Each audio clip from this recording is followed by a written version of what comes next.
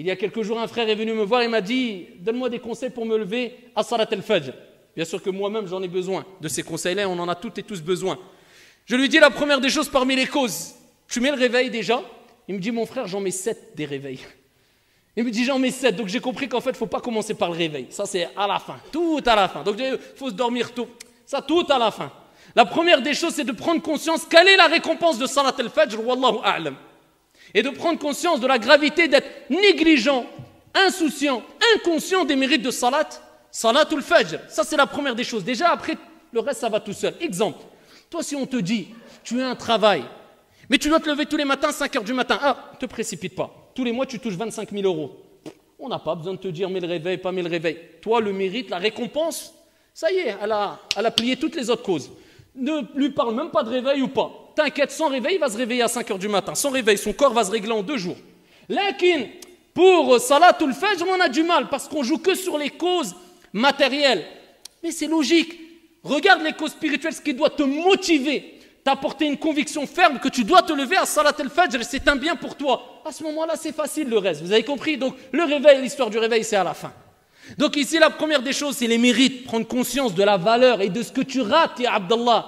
Si tu rates Salat al-Fajr et la honte qui est le fait de te réveiller, peut-être te dire les anges, ils ont dit à Allah, on a trouvé Foulan et Allan en train de dormir. Allah en a connaissance. Et ils ont attesté de cela. Et déjà, ça nous permet de voir ici, où est notre degré de foi? C'est pour ça, Salatul Fajr, c'est quelque part une métaphore, le thermomètre de l'iman, de la foi. C'est pas l'aspect extérieur, comme je vous dis souvent, l'aspect, un beau camis, une belle barbe. Je ne suis pas en train de critiquer et dénigrer, moi-même j'ai la barbe, moi. Il faut arrêter avec. Le principal, al-qalb et al-a'mal, les actions qui sont obligatoires et qui sont les plus importantes. Ensuite, on sait que tout est important en islam, mais il y a des priorités. Comment ça, tu vas me dire par exemple une personne qui a une apparence d'un pieux, d'un vertueux, d'un compagnon, il ne se lève pas à Salat al-Fajr, je ne comprends plus rien là. Ils sont où les priorités? Je ne comprends plus rien. Donc le thermomètre de ta foi, Salat al-Fajr. Ensuite, Salat al-Isha. Ensuite, Al-Dhuhr, Wal-Asr, Wal-Maghrib. Ça c'est un grand thermomètre de ta foi. Tu vas savoir où tu es. Sans compter le fait que ça ne suffit pas de prier, il faut prier avec concentration, avec dévotion, et prier comme il faut, en respectant les piliers, les conditions, etc. C'est une prière complète, comme on a dit précédemment. Donc la première des choses, les mérites, tu les as compris. Deuxième des choses, avoir la ferme conviction et ici et la ferme résolution de se lever à Salat al-Fajr. Tu te dis, je dois me lever et je veux me lever bi'idhnillah. Troisième des choses, rend faible shaitan, affaiblit le diable. Comment? Fais le wudu. Qabla an-nawm, tawadda ya Abdallah. Protège-toi, c'est une protection. Fais le wudu. Essaye de dormir avec les ablutions, c'est le mieux. Quatrième des choses, si je ne me trompe pas, fais al-dhikr. L'évocation et l'invocation. Shaitan va s'affaiblir encore. Tu es en train de te protéger. Si tu récites Ayat al-Kursi tous les soirs, Allah envoie un ange qui te protège toute la nuit bi'idhnillahi azza wa jal. Shaitan il s'éloigne de toi. Parce que la cause principale qui fait qu'on a du mal à se lever à al-Fajr, c'est notre âme qui est influencée souvent par les plaisirs et la paresse et le laisser aller. Et Shaitan aussi. On ne met pas que la faute sur Shaitan, mais il y a Shaitan aussi. Donc ici, affaiblis Shaitan. Fais le dhikr. Et particulièrement Ayat al-Kursi, Surat al-Ikhlas, al-Falaq, al-Nas 3 fois. Et fais comme le prophète alayhi salatu wa sallam faisait. Réunis tes mains et récite al-Falaq, al-Nas, al-Ikhlas 3 fois, souffle dans tes mains et essuie ton corps.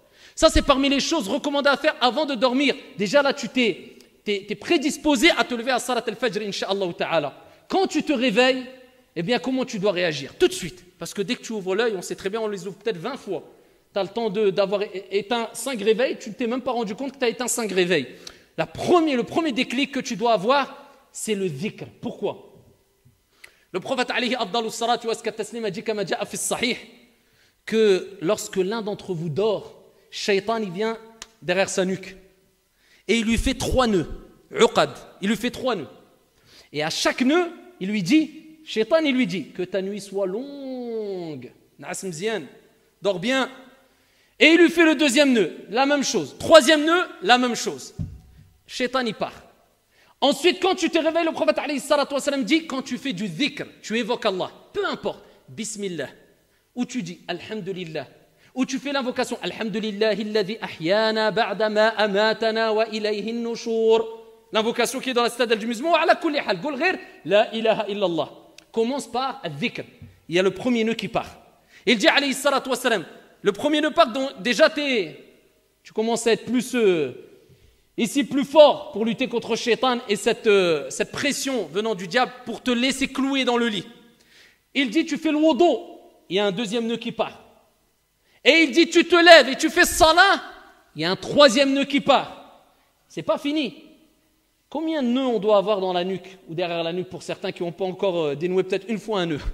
Eh bien ici, le prophète il dit quoi? Ensuite, quand les trois nœuds, peut-être certains ils ont 500 nœuds, quand les trois nœuds se sont tirés, eh bien la personne se sent comment?